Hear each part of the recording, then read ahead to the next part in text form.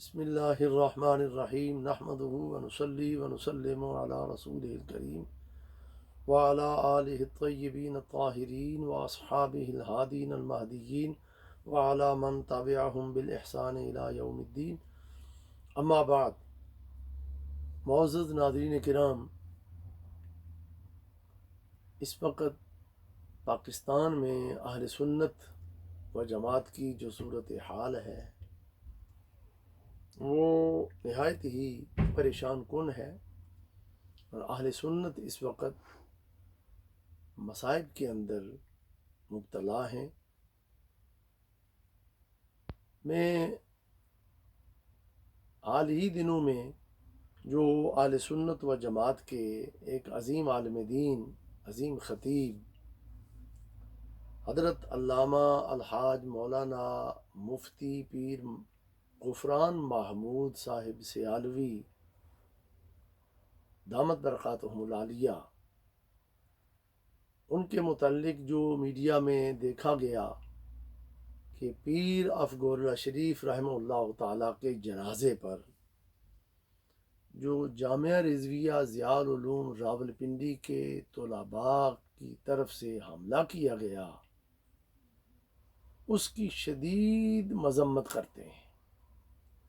اور انہوں نے جو خود بیان دیا اس میں کئی معتبر علماء کرام راولپنڈی کے اس واقعے کے گواہ موجود ہیں کہ وہ جامعہ رضویہ ضیاء العلوم راولپنڈی کے ہی طلباء تھے. تو یہ کتنا افسوسناک واقعہ ہے، یہ ایک دہشت گردی ہے.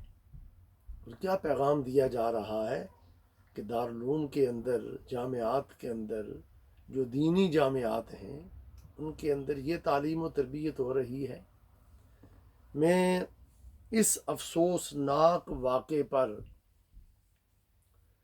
اپیل کرتا ہوں جامعہ کے محتمم حضرت علامہ الحاج پیر سید حسین الدین شاہ صاحب،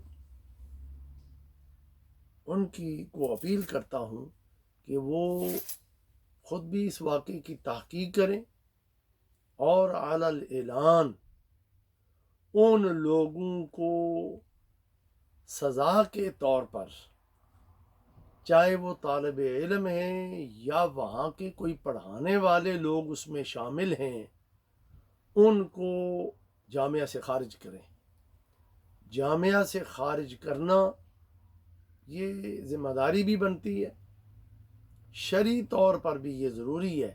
ایسے عناصر سے جامعہ کو پاک کرنا ضروری ہے تاکہ اہل سنت کے دلوں میں کسی قسم کا خدشہ نہ رہے. یہ طریقہ تو نہیں کہ اس طرح کا حملہ کیا جائے اہل سنت کے علماء پر. تو علامہ پیر غفران محمود سیالوی دامت برکاتہم العالیہ کے لیے ہم دعا کرتے ہیں، اللہ تعالیٰ ان کو اپنے حفظ و امان میں رکھے. اور ہم پھر یہ اپیل کرتے ہیں کہ حضرت شاہ صاحب خود اس کا نوٹس لیں، اور وہاں کی انتظامیہ سے بھی اپیل کرتے ہیں کہ وہ بھی نوٹس لے اور ایسے لوگوں پر قانون کے مطابق ان پر مقدمات قائم کیے جائیں اور انہیں سزا دی جائے. شکریہ.